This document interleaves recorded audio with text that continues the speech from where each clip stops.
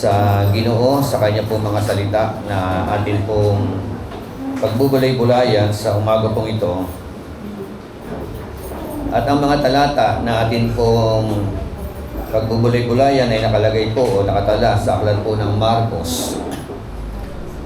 Open our Bible in the book of Mark, chapter 4, verse 35 hanggang 41.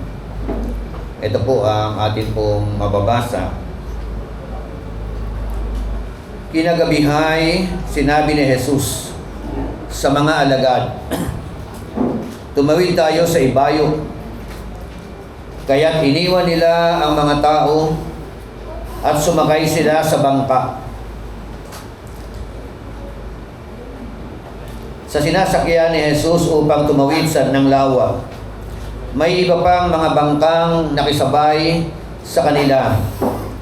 Habang naglalayag, inabot sila ng malakas na bagyo.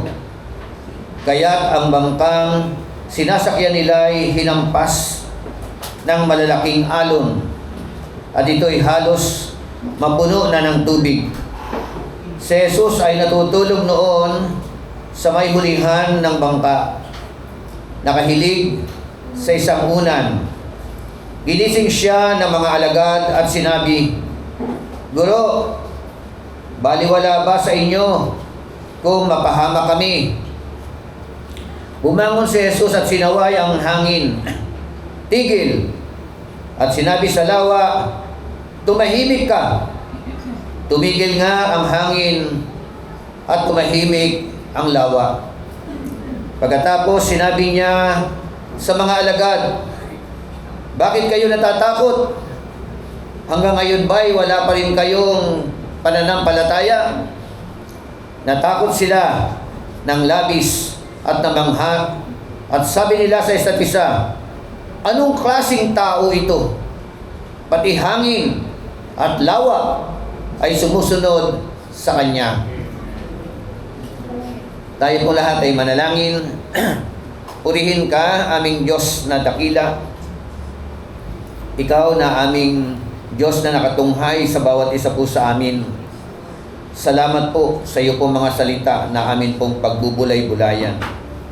At hayaan mo po, Panginoon, na habang ito po ay amin pong pinagbubulay-bulayan, ikaw po, Santong Espiritu, ang siyang gumalaw na makapangyarihan sa amin pong kalagitnaan. Ikaw, Panginoon, ang mangusap at gamitin mo lamang po ang iyong abang lingkod bilang daluyan ng iyong mga salita.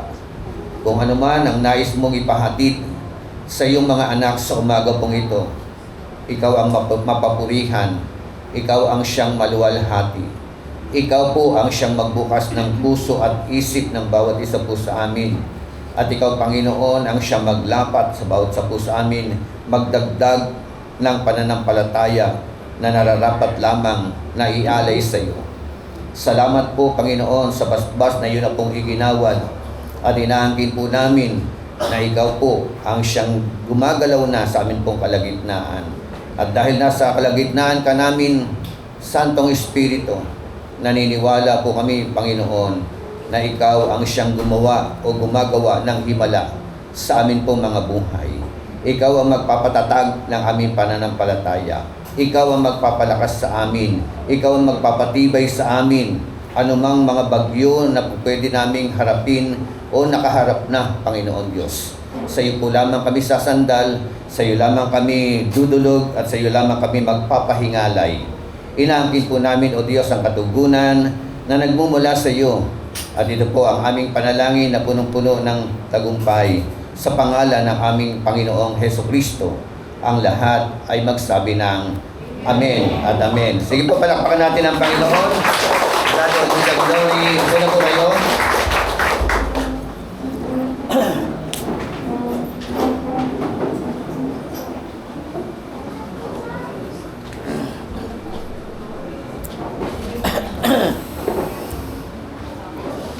Okay, our title or topic for today is all about the Storm Master. Yan po ang ating pong pag-uusapan. Sa Tagalog, ang Panginoon ng bagyo. Tama ba? The storm master. So sino kaya ang atin pong tinutukoy diyan? Ang tinutukoy po natin na the storm master is none other than the Lord Jesus Christ itself. Amen? So, pwede palakpakan natin ang Panginoon.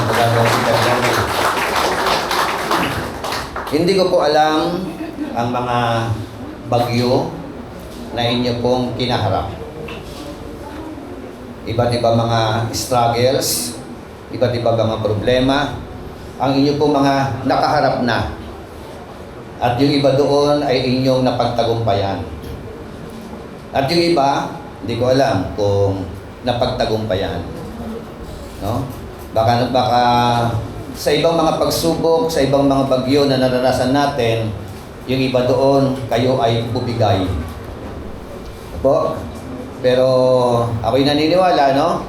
Sa tulong at biyaya at grasya ng ating Panginoon Diyos, na sa kabila ng paminsan-minsan na tayo po ay bubigay, meron po tayong Diyos na kung saan kung atin pong tatawagan, kung atin pong lalapitan, kung atin pong sasampalatayanan, no? Tayo po ay Kanya pong tutulungan at Kanya pong gagabayan upang mapagtagumpayan natin ang mga bagyo ng buhay na po pwedeng patuloy na dumating sa ating pong mga buhay. Palakpakan natin ang Panginoon, the God of the glory. So, maya ko lang basahin yung mga English version na yan, ano? Sabi nga, in life's lesson about the storms, Jesus Christ has power over nature's storm and our life's storm. Na po, sa aral, na po, yung mga aral na atin pong kinakaharap patungkol po sa buhay na ito at patungkol po sa mga bagyo na ito. Ipinapakita po sa atin pong pag-uusapan na ang ating Panginoong Jesucristo, siya po ang may kapangyarihan, no? Anumang uri ng bagyo na darating sa ating bansang Pilipinas, no? At anumang uri ng bagyo na po pwedeng dumating sa iyong buhay. At kung ikaw ay may kinakaharap na bagyo ngayon, malalaman natin ang natatanging solusyon, natatanging paraan para ikaw ay maging matagumpay. At pagkatapos ng bagyo, masusumpungan ka sa tulong at biyaya at grasya ng Panginoon na patuloy na nakatayo. Amen? Sige po, palakpakan natin ang Lord. To God all be the glory. Always remember that God, no, is in control. Amen? Gaano man katindi ang nararanasan mo ngayon, bagyo ng relasyon, bagyo ng personal na buhay, bagyo ng kawalan, ano po, bagyo ng sakit at karamdaman, bagyo ng bulsa. Kasama ba yun, yung binabagyo ang mga bulsa natin? Di ba ba? So, ang daming mukha ng bagyo. Pero inuulit ko, lahat ng uri ng bagyo, no? Sa buhay natin, kung ikaw ay kakapit at magtitiwala sa ating mapagmahal na Panginoon, lahat ng iyan ay iyong mapagtatagumpayan. Amen. Glory to God. Hallelujah. So, pag-usapan natin sa tema, what are the lessons beyond the storms of life? And how should we overcome the storms of life? So, tingnan mo ngayon katabi mo kung galing lang sa mga matitinding bagyo. O baka naman kasalukuyang binabagyo. Di ba? Yan po, no? Pero, inuulit ko, no? Isang napakagandang lesson, ano? Actually, na-preach ko na ito, eh. Pero, mas nangangailangan po ang majority na po na atin po mapakinggan yung aral po na ito. So meron po mga bagay na atin pong dapat na i-considera.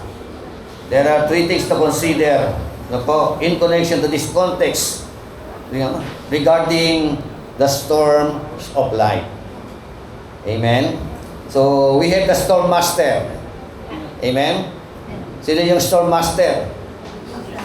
No? Ang Diyos ang ating pong storm master.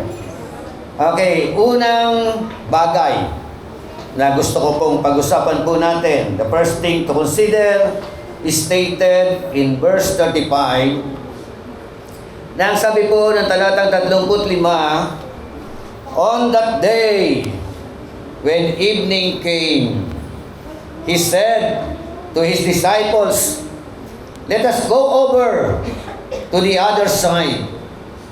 Ayan, pagkatapos ng mga ministeryo, tapos ng mga malalakihang gawain, ang sabi po ng kanyang mga salita, ang sabi ng Marcos Kapitulo 4, talatang 35, ng araw na yun, on that day, ng papagabi na, ang sabi niya sa kanyang mga disipulo, let us go over to the other side.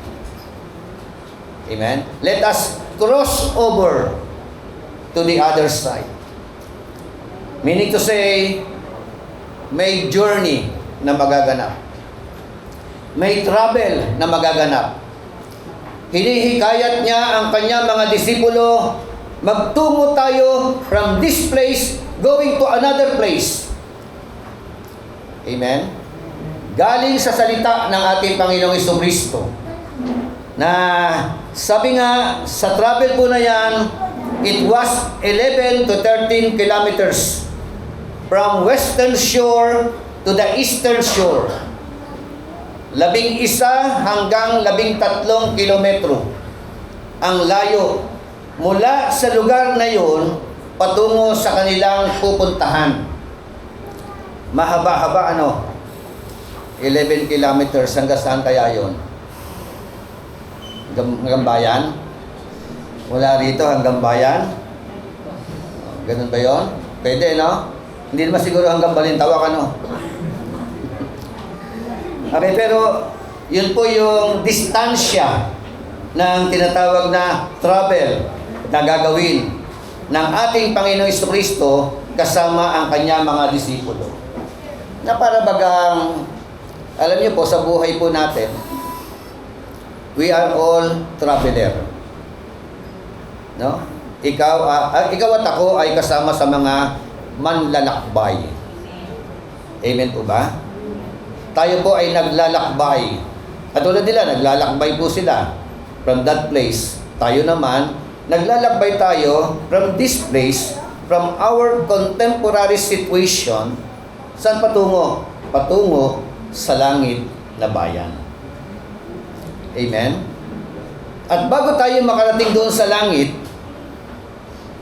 sandamakmak na mga bagyo ang po pwede nating kaharapin. No? Pwedeng signal number 1, signal number 2, number 3, number 4, number 5. May number 5 na, no? Tama ba? Bagyo pa lang yun. Meron pang lindol. Meron pang the big one. Di ba? Meron pang pagputok ng mga bulkan. Di ba? Mga nakakatakot na po pwede maganap sa ating pong mga buhay. Iba-iba mga mukha ng mga bagyo. Amen? Pero, ang maganda rito, dito po nakikita po natin, dahil kasama nila ang ating Panginoong Jesucristo, at dahil tumawag sila sa Panginoon, sila po ay nakarating sa kanilang mga patutunguhan. Na para bagang sinasabi rin sa atin ng kanyang mga salita, habang tayo po ay mga naglalakbay mula sa mundo po na ito, papunta sa langit. Sino po yung mga papunta sa langit? Sino po yung nakakatiyak na papunta ng langit? Parang ilan lang Pumalakpak po yung mga nakakatiyak na papunta ng langit. Alam niyo po, Marami mga nanlalakbay sa mundo na ito. Dito sa mundo, ang kanila pong yung destinasyon papuntang impyerno. Are you with me? Majority ng tao. No? Very common sa tao. Na kapag ka sila ay humantong sa tinatawag na terminal. Di ba terminal yung pinakadundo, no? Naglakbay ka mula dito, sakay ka ng Cubao, pupunta ka na Sorsogon. From Cubao to Sorsogon, terminal. Di ba? Eh ngayon, mula sa Bago Silang, papunta ng kabilang buhay, ano kaya ang terminal o lundo na ating pupuntahan? Inuulit ko po, lahat tayo naglalakbay. Amen? Pero, kung ikaw ay matalinong tao, sisiguraduhin mo na yung ticket na binili mo, na binayaran mo, na pinagkagastusan mo, no? Ang destinasyon, no, ay walang iba kundi sa lugar na ikaw ay mapapabuti ang iyong kaluluwa doon sa kabilang buhay. Amen? Diba? So, sino nakakaalam ng meaning ng Bible? Ano ibig sabihin ng Bible? Narinig ko naman ng overnight natin, ha? No?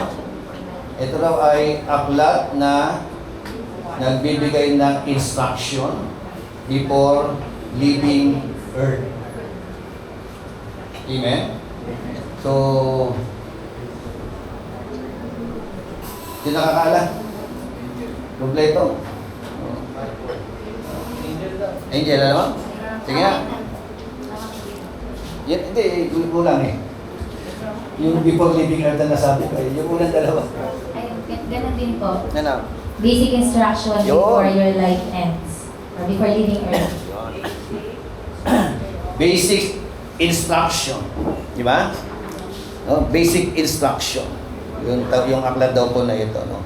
Bago tayo lumisan sa mundo na ito. Amen? We need the Word of God. Dahil narito po sa Biblia, yung pong mga instruction ng ating Panginoon Diyos. No? Bago tayo lumisan sa mundo na ito, makakatiyak po tayo kung sino ang dapat nating lapitan, no? Kung ano ang dapat po natin gawin. Kung sino ang subject ng Bible.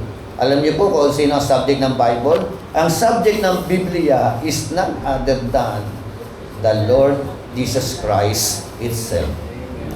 Amen? Siya ang lundo. No? Siya ang itinuturo ng Biblia. Kaya kailangan po, hanggat buhay tayo, hanggat malakas po tayo, kailangan po natin establish ang ating relasyon sa ating pong Panginoong Jesucristo. Amen? In life travel, it is only with Christ that we can make it possible to go to the other side. Amen? So, ano sabi ron? Sa buhay na ito, sa journey na ito, sa travel na ito, sinasabi po diyan, o sinasabi po ng kanya po mga salita, si Jesucristo lamang po ang kailangan po natin. Amen? Upang ikaw ay makatawid from here, no? Patungo doon sa kabilang buhay. Patungo sa presensya ng ating Ama sa langit. Without Christ, apart from Christ, apart from God, you can do nothing. Hindi relihiyon. Tama? But it is all about the person. And that person is none other than Jesus Christ. Kahit anong relihiyon, hindi ka pa pwedeng dalhin niya sa langit. Amen? Pag meron kang tamang relasyon sa ating Panginoon Jesucristo, ang kasunod nito, tamang buhay. Amen? Subukan ninyo sumapi sa ibang relihiyon. Anib kayo. Kaanib kayo. Pero, tignan ninyo ang buhay. Hello? May pagbabago ba ng buhay? And actually, yung pagbabago na nagaganap from worse to become worse, no? Lalo nagiging masama. Amen? Pero kapag ikaw ay nasa Panginoon, dati ka masama. Tama? Dati kang wicked. Dati ka kayo nasusuklaman ng lipunan. But when you become a Christian, truly Christian, nabago ang buhay. Yun ang tamang relihiyon. No? And that is not a religion. That is a relationship. No? The relationship properly, no? Doon sa atin pong Panginoong Jesucristo. Amen. Siya po ang magdadala sa atin. Makakatawid ka. Amen? Kasi mahirap niyan eh. Sabi nga uli, no? Lagi ko nababanggit, sabi ng Biblia, aklat ng Kawikaan, may daan na tila matuwid sa harapan ng mga tao. Pero ang dulo nito, dulo ng kapahamakan. Diba? Sa tingin mo, yung sinapian mo, okay. Pero hindi mo alam ang dulo, impyerno.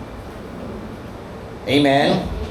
So, it was an assurance to pass over to the other side in spite of any difficult or unpleasant things happen into our life.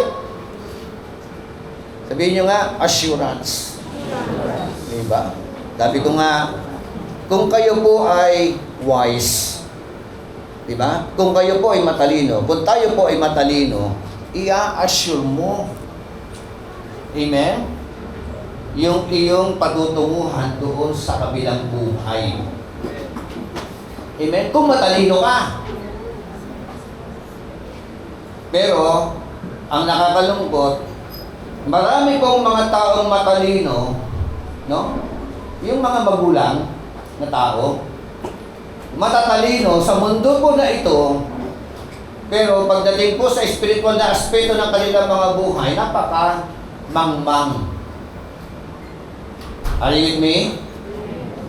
Kaya, sabihin mo sa katabi mo, gamitin mo ang UTEK mo. UTEK means utak. Amen? Okay. So, sabi nga, ayan ang ganda, no? It was an assurance. Sure ka na ikaw ay makakatawid patungo sa kabilang buhay kahit na dumating pa ang napakaraming mga bagyo sa buhay natin. Amen? Kahit na dumating ang iba't ibang mga uri ng bagyo, titiyakin ko po sa inyo sa tulong at biyaya at grasya ng ating Panginoon Diyos, ikaw ay makakatawid. Amen? Kasi ang sabi niya, sa bibig niya, let us go. Let us cross over from this place going to another place. Amen? Sa bibig niya yan. No? Hindi niya sinabi, let us go over. Pagdating sa gitna, may bagyo. Basta sinabi niya, panghawakan mo, sumampalataya ka, na makakarating sa kabilang ibahay. Amen? Amen po ba? Palakpakan natin ang Panginoon. To God all be the glory. So the ship that Christ made pulpit is taken under His protection. And although in danger, but can't sink. Ano ibig sabihin?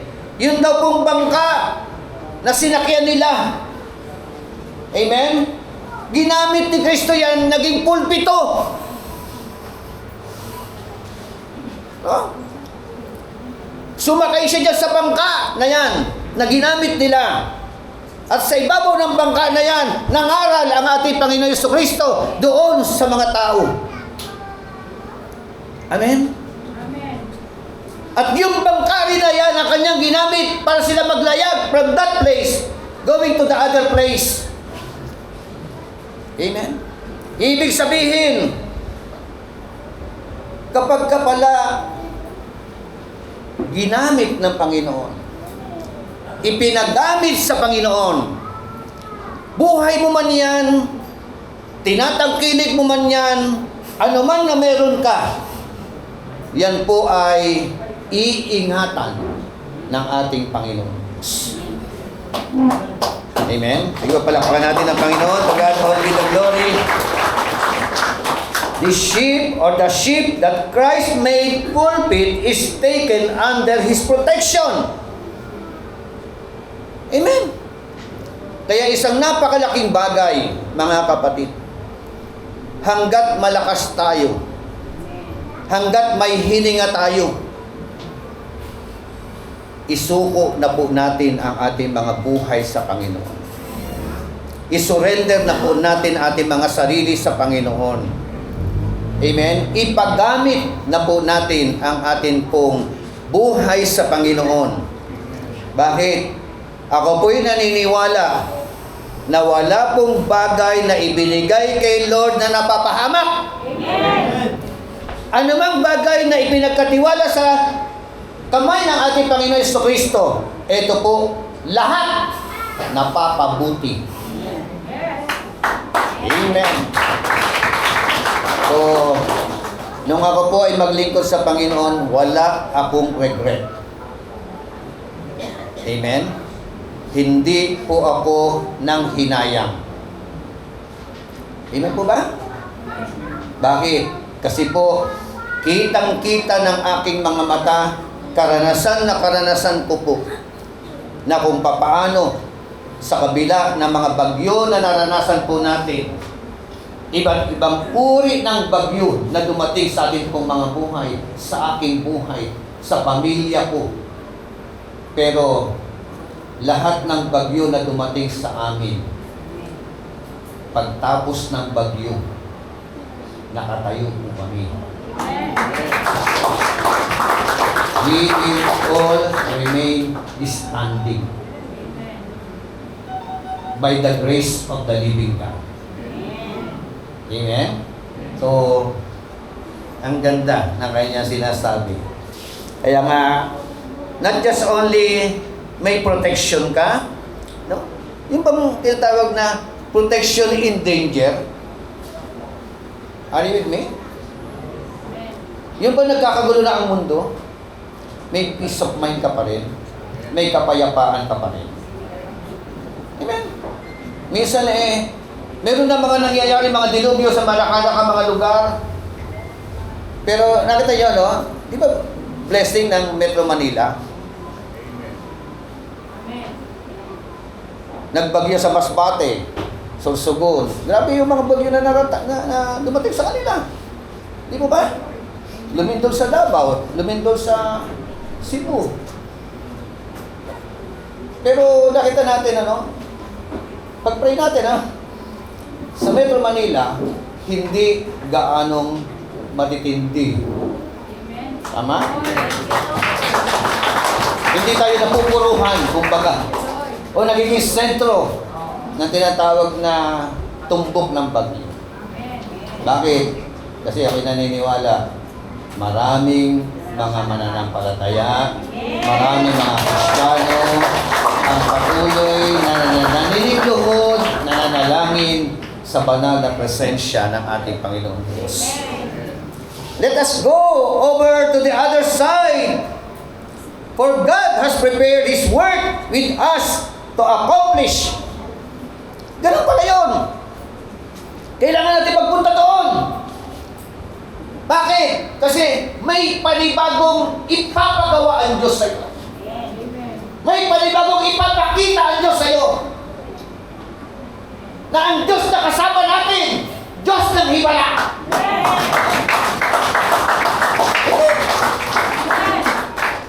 Oh, it's coming January, magta-Taiwan kami. O, di ba? Let us go over to the other side. Di ba? Oh. Dahil pwede maging mga karanasan. Pagka ikaw ay nasa Panginoon, pati pang travel, hindi mo problema eh. Amen? God will provide. Ang gulo mga rubakit sa mga mananampalataya. Amen po ba? So, ganun po. Yung pati, alam niyo po, kapag tayo nasa Panginoon, pati yung mga pagpapala, gumagaang. Tama ba? Kung wala ka kay Lord, ang higpit ng pagpapala. Tama. Hanap ka ng hanap ng mga pagpapala, takbo naman ang takbo. Yung mga pagpapala, nandiyan na. Pila pa naman mawawala na naman. Kita nyo? Pero kapag ka ikaw po, nasa Panginoon, ang buhay mo, ang pamilya mo, ang lahat na nasa sa iyo, ang Diyos po ang nag-uutos. Ang Diyos ang nag-uutos sa mga pagpapala pumunta sa iyo. Hello! Amen! So, ang Diyos din po ang nag-uutos sa bagyo, umiwas sa iyo! Because God is in control. Ibang ganda ng karanasan natin kay Lord. Saan ka ba? O di, para ikaw ay habulin ng mga pagpapala, ano dapat gawin? Sumunod. Ano pang gawin? Talikuran na si drug lord. Talikuran na si gambling lord. Tama ba? So, maglingkod tayo kay Jesus is Lord. Siya yun. Ano ba sabi ko sa inyo, no? Glory to God. Ang ganda, no? May purpose pala. Sa mga travel natin, may purpose. Hanggat narito tayo, may ginawa siya rito, takbo tayo rito, may gagawin na naman siya. Amen? Ang ganda nun yung maging instrumento ka ng Panginoon para ma-accomplish yung kanyang mga purpose, yung kanyang layunin. Amen?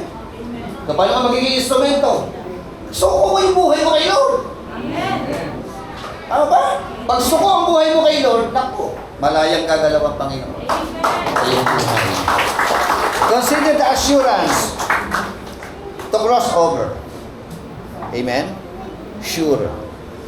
Huwag kang magduda. Sino po yung nagdududa dito na pupunta ng langit? Taas ang kamay.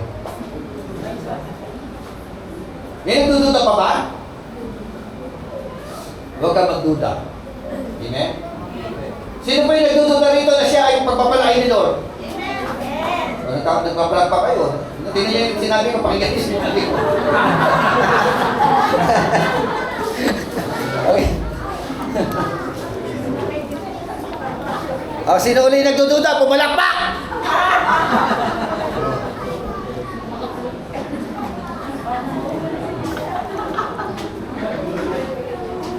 Ibig sabihin, wala nang nagdududa. Para sa Panginoon. Yung mga hindi nagdududa, ibigay yung the best na palakpak sa ating Panginoon Diyos. Glory to God! Hallelujah!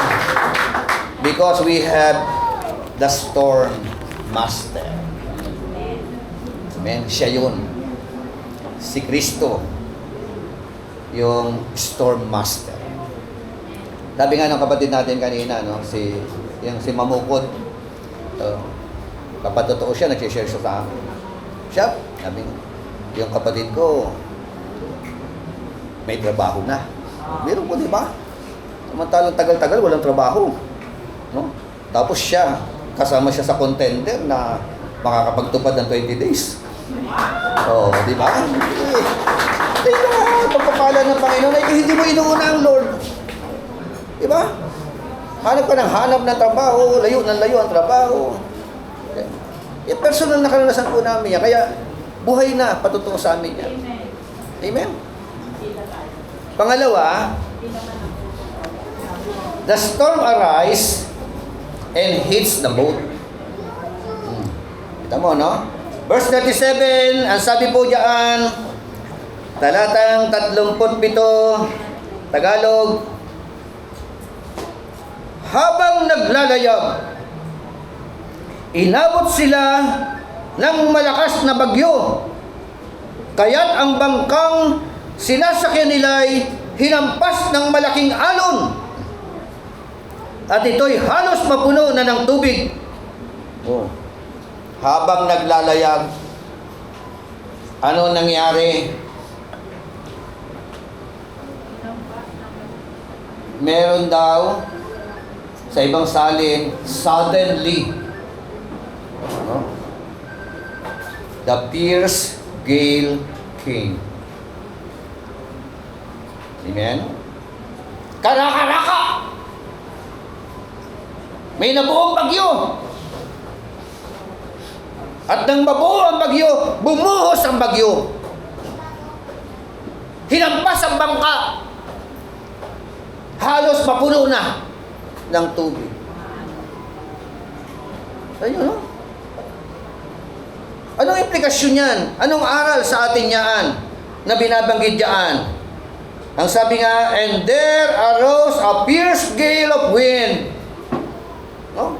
And the waves were breaking over the boat.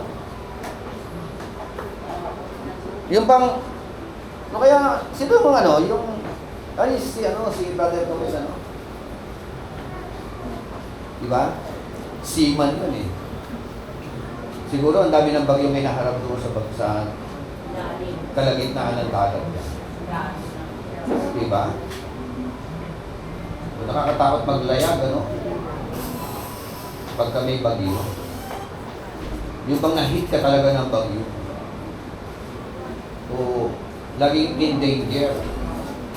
So yun po yung siguro yung mga lamesa, kung saan nagkagalawan, nagtutumbahan, matitao siyempre matutumba. So, ibang klase. Dito po, ang sabi diyan, nung dumating ang bagyo, hinampas ang bangka. Hinampas. At kahampas ng bagyo, gumagano, di ba? Siguro hinuntalilong ka, pagka, personal, yung storms of life, kasi nature ang pinag-uusapan natin eh. Yung storms of life, not just only nature eh. Yung personal na bagyo talaga sa buhay natin. Di ba? Yung mapatay ang asawa mo. Katulad ng karanasan ni Sister Flo. Di po ba? Di ba bagyo yan?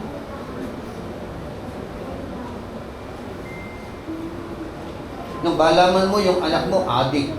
Di ba bagyo yan? Yung ikaw ay makulong, bagyo yan eh. Ang hirap harapin yan.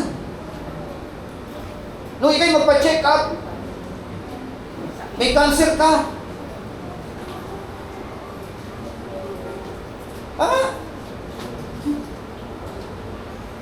Maubos ang ari-arian mo. Mawala ang lahat ng mga ari-arian mo. Bagyo. Wala kang may isaing araw-araw. May takay sa iyong mga anak.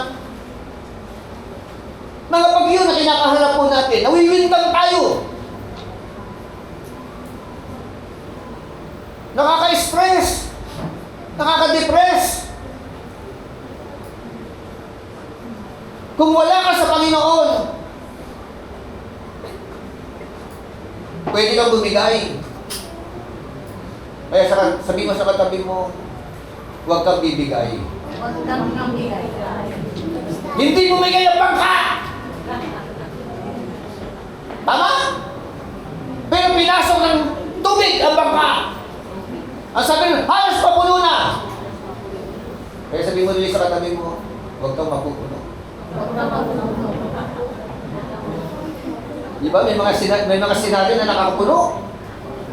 Tama ba? May mga sitwasyon na nakakapuno. Pag napuno ka, manununtok ka.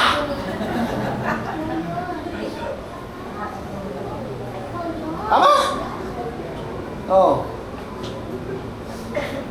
Yung mga tao, kaya mga kasama ko sa barangay. Tama? Ang daming mga pasaway ng mga mamamayan ng Bagos Silang.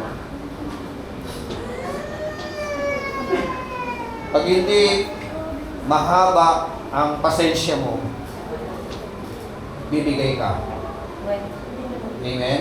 Eh, nakakalungkot, pag bumigay ka, bibigay din siya. Tama ba? Bumigay ka eh. Bibigay din siya. Minura mo, mumurahin ka rin niya. Suntukin mo, susuntukin ka rin niya. Saksakin mo, sasaksakin ka rin niya. Tama? O, sabi mo sa katabi mo, huwag kang bibigay. Diba? Kalma lang. Palakpakan natin ang Panginoon. To God, Lord, be the glory.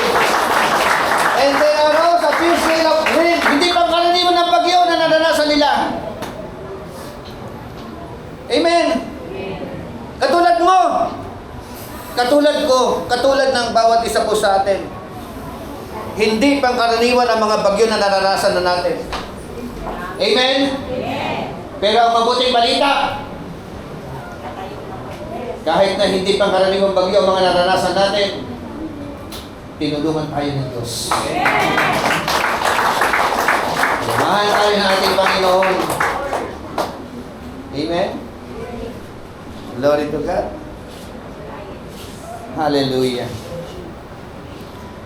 And there arose a fierce gale of wind, and the waves were breaking over the boat so much that the boat was already filling up.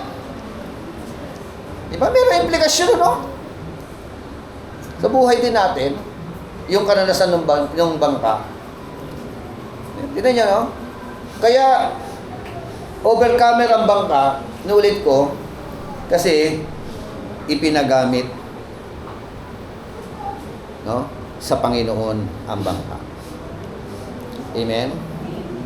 Kaya kayo po, kung gusto nyo mag-overcome, overcomer, in any difficult situation, any storms in our life, ang hamon ko po sa inyo, ipagamit ninyo ang buhay ninyo sa Panginoon.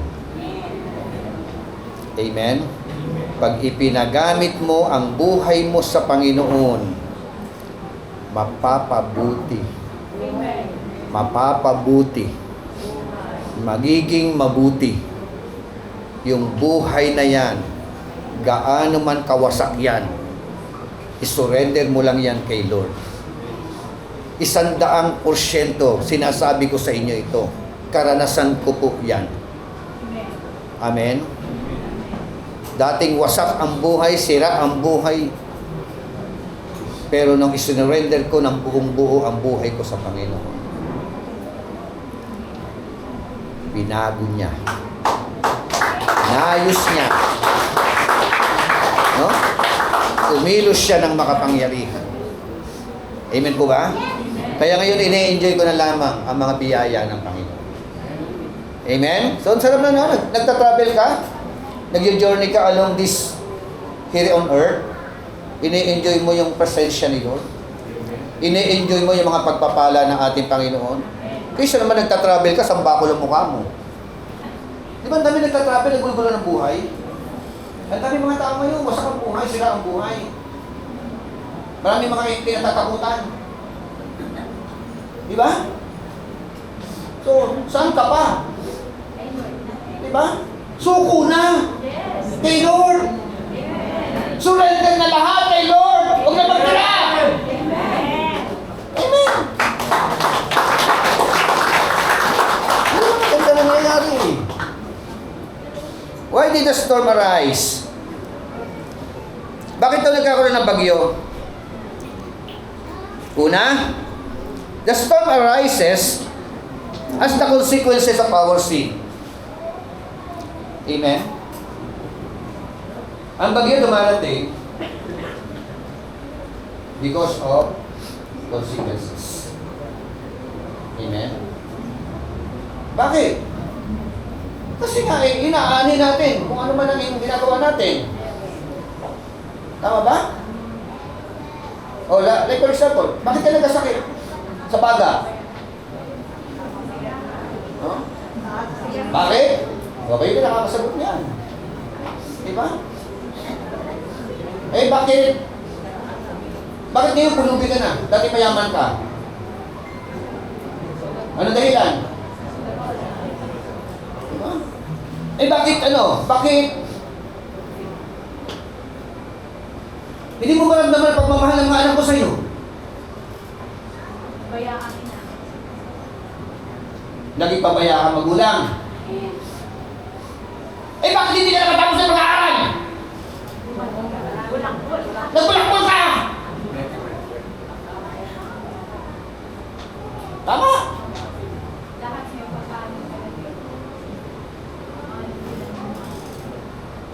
Eh, bakit naghihirap ka ngayon?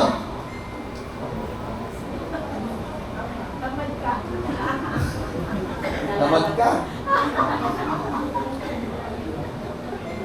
Nag-asawa ka ng maaga.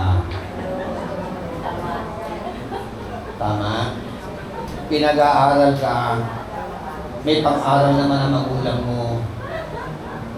Pero hindi mo ginrab ang opportunity. Ang dami mga ano, no? Kaya wag po natin isisisi kay Lord. Tama? Yes. Pagka meron kang consequences, kasi sinisisi kay Lord eh. Para hindi mo deserving. Are you with me? Sometimes because of our obedience to God. Maganda yan. Diba? Katulad nila. Dumating ang bagyo. Kasama nila ang Panginoon. Amen. At dahil kasama nila ang Panginoon, naging matagumpay. Amen. Sometimes, yung bagyo, dumarating sa atin. Kagagawan ng ibang tao. Tama? Kagagawan ng ibang tao. Nananahimik ka niya, bigla ka mapagtripan. Tagayan ka, ayaw mo tumagay. Tinaksak ka. Nilubog ka. Oh. Diba? So, lalo na ngayon, maraming mga dilatang mata ngayon dito sa Bagos Nila. Tama ba? Maraming mga dilatang mata. Ito na katabi mo, hindi naman dilatang mata, no? Oh. Huwag mong babadripin yan, di ba? Huwag mong babadripin yan. May paglalagyan pa dyan. Di ba, Brother Edmer? Brother Edmer, ha? Okay. Talagang mapungay na yung mata ni Brother Edmer. Eh. Anong taon yan mga dilatang mata mo? Testimony. Di ba yung testimony yun, no? Kaya ang laking himala eh. Kita nyo, yung walang pag-asa, pag na kay Kristo, talaga nagbabago.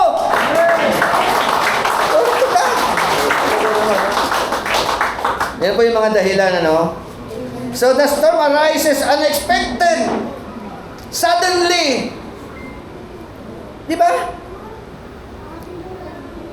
Hindi mo inaasahan. Katulad sa kanila. Take note, ha? The storm may come to every person. Hello? Mabait ka man, masama ka man.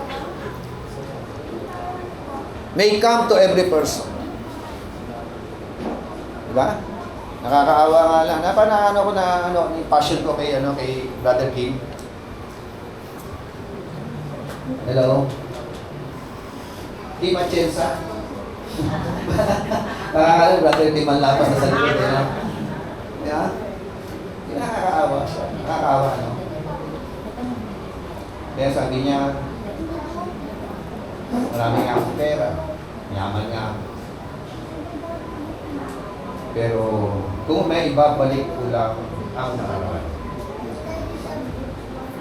yung aking nakaligtaang relasyon na dapat na naigugol ko sa aking mga anak,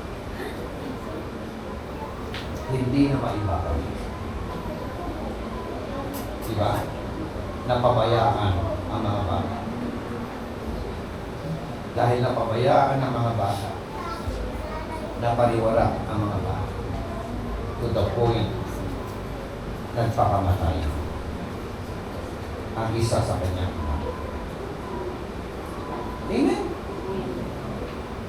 For what shall it profited a man if he gains the whole world, diba? But lost his own soul. Amen? Ano mapapala ng tao? Ikaw man ang maging pinakamayaman sa buong mundo. Kung mapapahamak naman ang iyong kaluluwa, kung mapapahamak naman ang kaluluwa ng iyong mga mahal sa buhay, sa harapan ng Panginoon, ikaw ang pinaka-ulubi. Amen. Glory to God. When the great storm arises, the common reaction is to fear. Tama? That is the very, very common reaction. So, putting the disciples in fear. Are you with me? Kaya nga, sabi nga, faith overcomes fear. But fear overcomes faith. Amen? Pag nauna ang takot, nawawala ang pananampalataya. Pag nauna ang pananampalataya, nawawala ang takot. Mawawala lamang ang takot. Mananaig ang pananampalataya kung intact ang ating pagtitiwala sa Diyos na makapangyarihan sa lahat. Amen? Glory to God. Pangatlo, the sovereign power of the storm master. Amen? We have the storm master. And he has a sovereign power. Why? Because he is the sovereign God. Amen? So, sabi po ng verse 38, Jesus asleep in the boat, seemingly unaware of our problem. But He is aware and in control. Natutulog daw ang Panginoon. Talata 38, ang sabi po diyan, si Jesus ay natutulog noon sa may hulihan ng bangka, nakahilig sa isang unan. Ginising siya ng mga alagad at sinabi, Guro, baliwala ba sa inyo kung mapapahama kami? Tanong nila. Kasi nga apaw na eh. Overwhelmed na yung problema. Hindi na kayang solusyonan. Diba? So, buti na lang, binalingan nila ang ating Panginoon. Di ba ba? Kaya ang tanong nila, Guro! Tulog eh. Pero matulog ang Panginoon. Paano wala po ba sa inyo? Kaya tanong niyo ba sa Panginoon? Yan o, kayo may mga problema. Diba? Paano wala po ba sa inyo yung nangyayari sa amin? Yun ang tanong nila. Yun ang akala nila. No? Yun ang akala ng mga taong kulang ng pananampalataya. Amen? Kung ating sisipatin, lahat ng effort ginawa na nila marahil. Human effort ginawa na. Pero wala pa rin solusyon. Ano solusyon? Tumawag sa Panginoon. Amen. And actually, si Kristo po, hindi po siya unaware. No? Bagkus ang ating Panginoon ay aware and concerned. Amen? Sa lahat ng bagyo o anumang bagyo. Maliit man yan, malaki man yan, napakalaki man yan. Kung ikaw po ay tatawag sa Kanya at lalapit sa Kanya, maninigluhod sa Kanya, makikinig ang Panginoon. At hindi naman makikinig ang Panginoon, tutugon ang Panginoon. At magpapakita ng mga dakilang bagay na hindi mo kayang unawain. Jeremiah 33 verse 3, tumawag ka sa akin, tutugunin kita. At ako'y magpapakita ng mga dakilang bagay na hindi mo na uunawaan. Ay kung hindi ka tatawag, may tugon ba? Ang kondisyon, tumawag ka. Pag tumawag ka, implikasyon ng merong kang pagtitiwala. Amen? At dahil ikaw nagtiwala sa Kanya, take note ha, gaano man katindi, gaano man kabigat yung problema kinakaharap mo, meron pong sapat na katugunan ang ating mapagmahal na Panginoon. Amen. Palakpakan natin minsan pa ang Panginoon. So, supplication, the cry for help. Amen? It refers to our humble and earnest prayer made to God who is in supreme authority. Amen? He is in supreme authority. He is our sovereign God. Amen? Kaya huwag kang magduda sa Kanya. Magtiwala ng lubos. Dahil meron po siyang magagawa at kayang gawin sa buhay po ng bawat isa sa atin. Kayang-kaya ng Diyos na baliktarin ang sitwasyon natin. From rags to become riches. Amen? Amen. Are you with me? Amen. Mula sa pagiging mahirap, kayang-kaya Kanyang paginhawahin ang iyong buhay. Amen. Actually, ito po nakikita ninyo, dati po akong batang palengke. Broken family kami. Hindi ko alam kung kanino ako sasama. Kay nanay o kay tatay.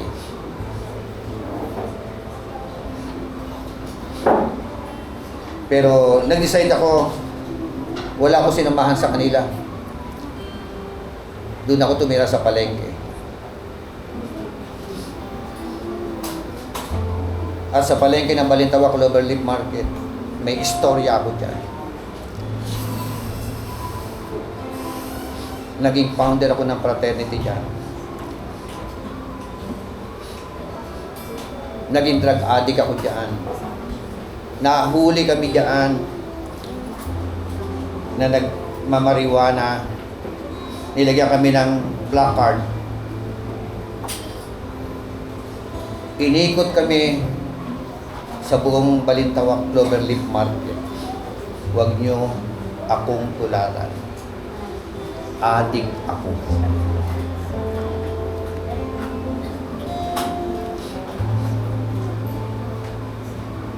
Pwede pala yun? That is my personal experience. Hopeless. Walang patutunguhan ng buhay. Pero nakita ko po ang kamay ng Panginoon.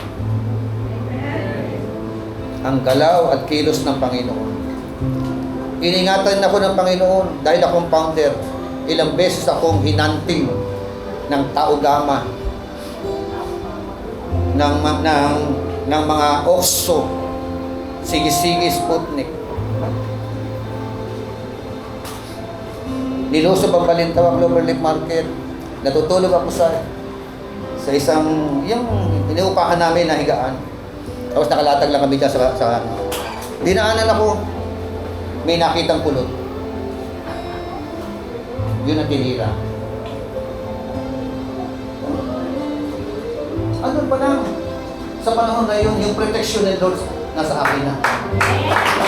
Dahil kasi may plano pala ang Diyos sa akin. Mula sa pagiging wasak ang buhay, sira ang pamilya. Ngayon, binigyan ako ng Panginoon na maayos na buhay, magandang buhay, maayos na pamilya. Sama-sama kami naglilingkod sa buhay ng Diyos. Ito ang aking ipapamana sa aking mga anak, sa aking mga apo. Hindi ang pangit na buhay, kundi ang magandang naging-resulta ng buhay na ginawa ng Diyos sa aking buhay. Kayo po tayo lahat. Hallelujah. Thank you so much, Lord, for your goodness. Salamat dahil nakita po namin wala palang bagay na imposible sa iyo, Panginoon. Dumating man o nakakaranas man kami, Panginoon, ng mga mabibigat na mga dilubyo sa buhay. Mabibigat na mga pagsubok sa buhay, Panginoon. Meron Diyos na nakatunghay sa amin. Meron Diyos na nagmamahal at nagmamalasakit sa amin. Salamat po ng marami. Salamat. Dahil sa mga mabibigat at mga mabilisang bagyo na naranasan po namin sa aming mga buhay, ipinapakita mo po, nandiyan ka. Yung imposible, nagiging posible. Yung mahirap sa tao, nagiging magaan dahil sa iyo, Panginoon. Kaya, katulad po, Panginoon, ang karanasan ng mga disipulo na ito, nang nirebuke mo po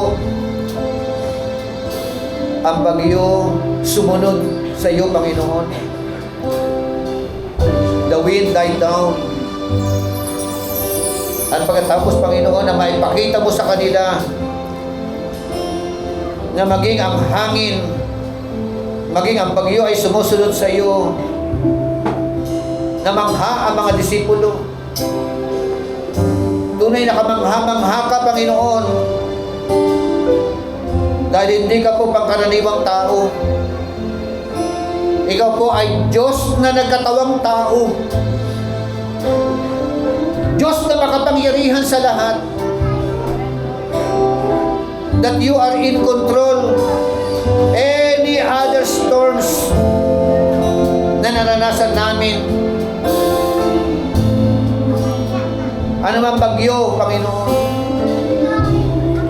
Kaya, O Diyos, ang aming panalangin, dagdagan mo po at palakasin mo po ang aming pananampalataya at pagtitiwala sa iyo. Hallelujah. Come on, church, awitan natin, Panginoon Diyos. Thank you, Lord.